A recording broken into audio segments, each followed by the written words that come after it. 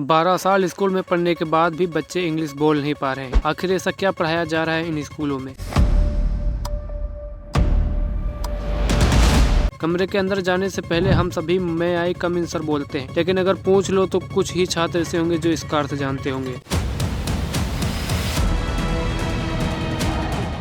जहां स्कूलों में बच्चों के मन में यह उत्सुकता होनी चाहिए कि मैं आज इंग्लिश सीखूंगा, वहां पर इंग्लिश का क्लास स्टार्ट होते ही बच्चों में दहशत फैल जाती है कि आज फिर से हाथों पर 4-4 डंडे पड़ेंगे।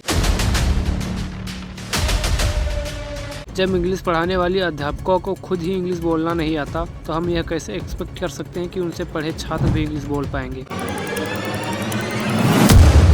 जब राजीव दीक्षित जैसे महान वक्ताओं ने यह कह दिया कि अंग्रेजी हमारे देश को गुलाम बनाने का सबसे बड़ा हथियार थी और आज भी है, तो आखिर हम इंग्लिश पढ़ ही क्यों रहे हैं?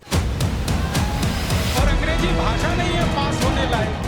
FSI की रिसर्च पेपर के अनुसार किसी भी आसान भाषा को सीखने में 600 से 750 घंटे का समय लगता है। वहीं पर इंटरमीडिएट लेवल की भाषाओं को सीखने में 1100 घंटे का समय लगता है। कुछ बहुत कठिन भाषा जैसे कि जापानी को सीखने में 2200 घंटे से अधिक समय लगता है। भारतीय स्कूल का एक इंग्लिश सेशन सामान्यतः 40 मिनट का होता है और सामान्यतः एक वर्ष में स्कूल की छुट्टियों को निकालकर 220 दिन पढ़ाई यानी 220 इंग्लिश के सेशन होते हैं। यानी कि एक वर्ष में एक छात्र 140 घंटे समय इंग्लिश सीखने में देता है। यानी कि कक्षा 1 से कक्षा 10 तक एक छात्र एवरेज इंग्लिश सीखने में 1466 घंटे समय लगाता है, जो किसी भी एक नई भाषा को सीखने के लिए पर्याप्त है। इतने समय में कोई भी व्यक्ति एक भाषा को न सिर्फ बेसिक लेवल सीखेगा बल्कि उसे एडवांस लेवल तक सीख जाएगा। लेकिन एक छात्र इतने समय पढ़ने के बाद क्लास 10th में आने तक भी वह इंग्लिश भाषा बोलना समझना क्यों नहीं सीख पाता? यह सिर्फ सरकारी स्कूल का हाल नहीं है, बल्कि लगभग सारे स्कूलों का हाल है। आखिर गलती कहाँ हो रही है? क्या छात्र ही भाषा को नहीं पढ़ना चाहता या अध्यापक ही पढ़ा पाने में असमर्थ?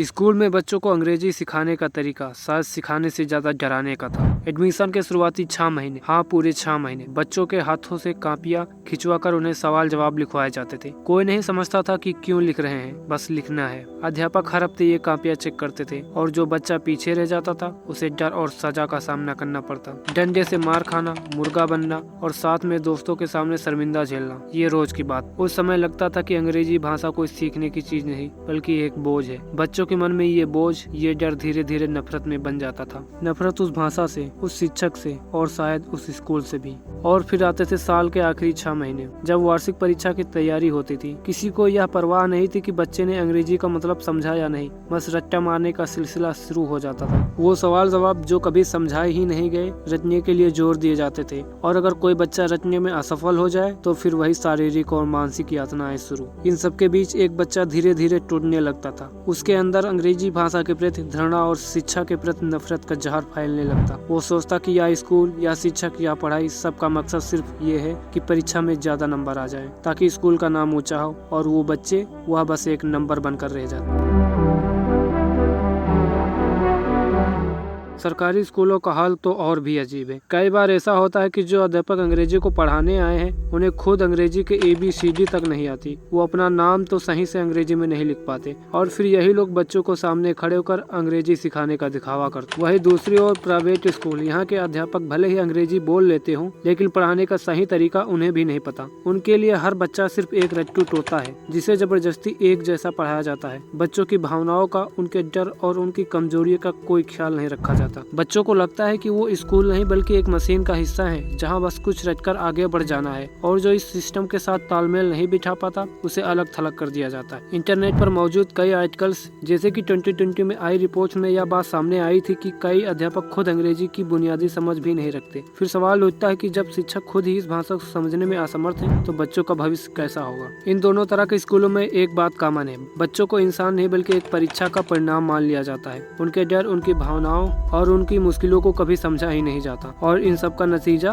बच्चे अंग्रेजी से डरने लगते हैं, उसे नफरत की नजर से देखने लगते हैं। क्या यही हमारे शिक्षा तंत्र का मकसद है? बच्चों को भाषा सिखाने की बजाय उन्हें डराना और तोड़ना? शायद हमें इस सवाल का जवाब खुद से पूछने की जरूरत। और जब ऐसा छात्र जो पहले से ही स्कूल और इंग्लिश भाषा से नफरत करता है राजीव दीक्षित के ऐसे भाषण सुनता है तो उसकी नफरत और गहरी हो जाती है। और अंग्रेजी भाषा नहीं है पास होने लायक, ये तो भाषा ही रद्दी है। वह मानने लगता है कि अंग्रेजी भाषा उसकी पहचान, संस्कृति और अस्तित्व के लिए हानिकारक है। राजीव दीक्षित ने अपने भाषणों में स्वदेश आंदोलन को बढ़ावा देते हुए भारतीय भाषाओं की अहमियत पर जोर दिया। उन्होंने अंग्रेजी को भारत की प्रगति में बाधा के रूप में प्रस्तुत किया। उनके अनुसार अंग्रेजी भाषा भारतीय समाज को पश्चिम विचारधारा की ओर ढकेल रही है और हमारी जड़ों को कमजोर कर रही है। हालांकि यह ध्यान देने योग्य है कि राजीव दीक्षित एक प्रभावशाली समाज सुधारक और विचारक थे। उन्होंने भारतीय संस्कृति, स्वदेश और उत्पादों और पारंपरिक ज्ञान को बढ़ावा देने के लिए बहुत काम किया, लेकिन उनके द्वारा अंग्रेजी के प्रति व्यक्त किया गया दृष्टिकोण आज के संदर्भ में पूरी तरह से सही नहीं ठहरता। इंग्लिश मात्र एक भाषा है। इसे सीखने का मतलब अपनी संस्कृति को छोड़ना नहीं, यह एक माध्यम है जिससे हम वैश्विक स्तर पर संवाद कर सकते हैं और नए अवसरों का लाभ उठा सकते हैं। आज के समय में अंग्रेजी सीखना विज्ञान, प्रौद्योगिकी और अंतर्राष्ट्रीय बाजार में सफलता की कुंजी है। अगर कोई बच्चा इसे नकार देता है तो वह खुद को उन अवसरों से वंचित कर लेता है जो दुनिया के दरवाजे खोल सकते हैं। एक अच्छा अध्यापक बच्चों के लिए न केवल एक शिक्षक बल्कि एक मार्गदर्शक भी होना चाहिए। उसे यह समझना चाहिए कि हर बच्चा अलग है और हर किसी को सीखने की गति और समझने का तरीका अलग होता है। अध्यापक को बच्चों को इंग्लिश को कैसे पढ़ानी चाहिए, छात्रों के साथ दोस्ताना रवैया अपनाएं, उन्हें यह महसूस कराएं कि वह गलतियां कर सकते हैं और ये गलतियां सीखने का हिस्सा है। इंग्लिश को केवल रटने का विषय न बनाएं, इसे कहानियों, खेलों और रोचक गतिविधियों के माध्यम से सिखाएं। छात्रों को बोलने और लिखने का अवसर दें, चाहे वह गलत ही क्यों न हो। उनकी छोटी छोटी उपलब्धियों की तारीफ करें, उन्हें इस भाषा का महत्व समझाएं, लेकिन यह भी सिखाएं कि यह उनकी मातृभाषा से ऊपर नहीं। बच्चों को टार्चर करने के बजाय उन्हें सीखने के लिए प्रेरित करें, गलतियां निकालने के बजाय उनके प्रयासों को सहारें। शिक्षकों को संवेदनशीलता और सकारात्मक शिक्षण पद्धति की ट्रेनिंग दें, उन्हें समझाएं कि बच्चों के साथ कठोरता से ज्यादा प्रभावी है उन्हें प्रेरित करना। हर बच्चा एक फूल की तरह है। अगर आप उन्हें प्यार और देखभाल से सींचेंगे तो वह खिल उठेगा, लेकिन अगर आप उसे तोड़ेंगे तो वह मुरझा जाएगा।